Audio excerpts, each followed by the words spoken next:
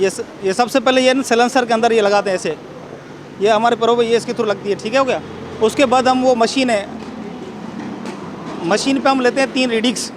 जो मशीन हमारे Sindh environmental quality standard को एक्सीड करेगी उसको हम चालान करेंगे।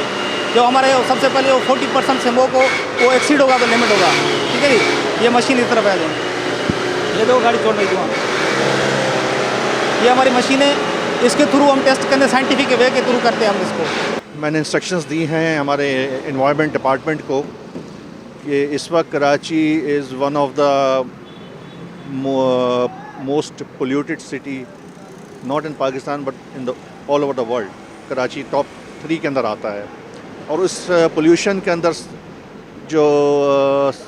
एक एलिमेंट जो है वो है हमारे व्हीकल एमिशन। तो जो हमारे पास इस वक्त रिसोर्सेज अवेलेबल हैं उस रिसोर्सेज को मैंने कहा है कि आप उसको यूज़ करें प्रॉपर तरीके से और एटलीस्ट हम शुरू करें इस किस्म की ड्राइव जो पब्लिक अवेयरनेस क्रिएट करे और लोगों को पता चले कि जी पोल्यूशन ख़ास तौर पे जो ट्रक्स, बसेस, मोटरसाइकिल्स और कार्स से जो आ रही है वो कितनी नुकसानदेह है। और जो मैं यहाँ पे इस वक्त ख़ुद आया हूँ पर्सनली आके मैं इस ड्राइव को देख रहा हूँ, तो मेरे ख़्याल में 70 to 80% जो इस वक्त इन्होंने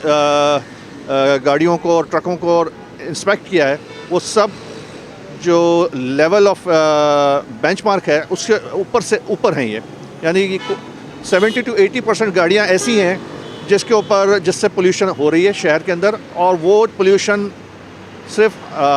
शहरियों के अलावा जो motorcycles, cars, truck drivers, owners उनको भी अफेक्ट कर रही है। और सबसे ज़्यादा केसेस इसमें जो हो रहे हैं वो हार्ट प्रॉब्लम हो रहा है लोगों को, क्योंकि हमारी जो इस वक्त शहर की आबो हवा है वो नहायत ही पोल्यूटेड है। और एज ए गवर्नमेंट हमारी ये ज़िम्मेदारी बनती है कि हम इसको कंट्रोल करें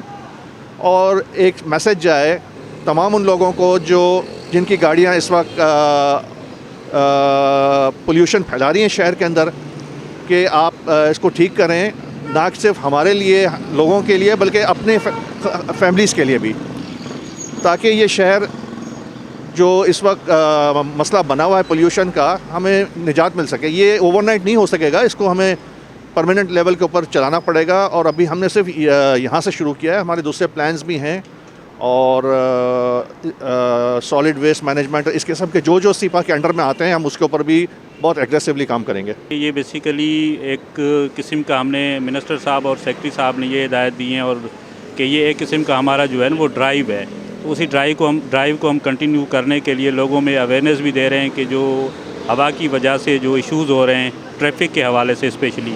तो उसको किस तरीके से वो ठीक किया जाए और उसके ऊपर जो है किस की क्या रिस्पॉन्सिबिलिटी है। तो मोस्ट प्रोबेबली ये सारी चीज़ें जो होती हैं तो ये ट्रैफिक पुलिस के साथ हमारी एक्टिविटी जो है ना वो कंटिन्यू है।